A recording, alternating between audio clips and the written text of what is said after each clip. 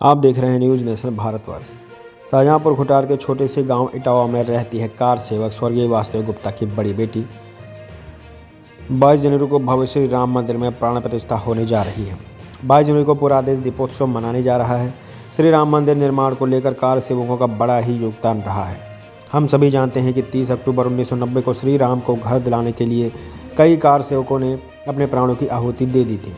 Car सेवकों को राम मंदिर की ओर बढ़ता देख तत्कालीन उत्तर प्रदेश सरकार के मुखिया ने पुलिस को गोली चलाने का आदेश दिया था, जिसमें कई कार सेवक मारे गए थे। उन कार सेवकों में से सबसे पहली गोली कार सेवक वासुदेव गुप्ता जी को लगी थी।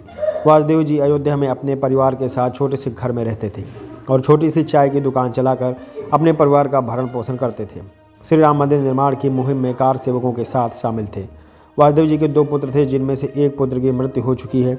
उनकी 2 बेटियां हैं। उनकी सभी संतानों में से अनसुईया जी उनकी सबसे बड़ी पुत्री हैं, जिनका विवाह जनपद शाहजहाँपुर के छोटे से गांव इटावा में हुआ था।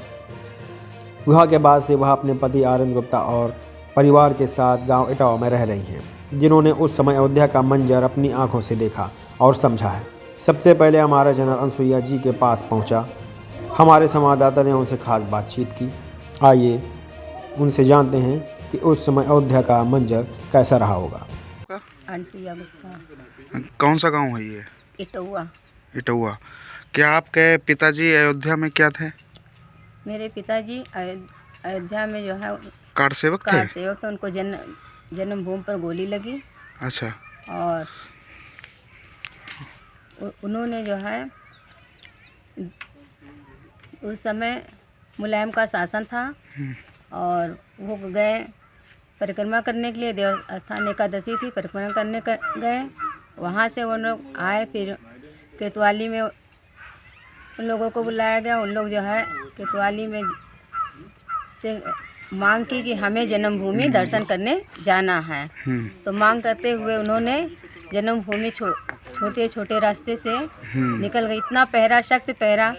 मुलायम सिंह कहते हैं परिंदा पर नहीं मार सकता। अच्छा। तो इसीलिए इन लोगों को क्रोध आ गई कि परिंदा पर नहीं मार सकता है और देख हम लोग अपना जो है जाएंगे दर्शन करने। अच्छा। तो छोटे छोटे रास्ते से कितने भक्त, राम भक्त थे, सभी लोगों ने गए। पापा भी गए।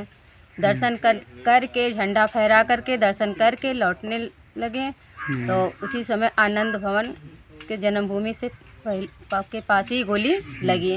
फिर उनको आनंद भवन में ले गया, भगवान के सामने उनकी जो है। तो आप लोगों को इस घटना के बारे में आपको जानकारी है? कब?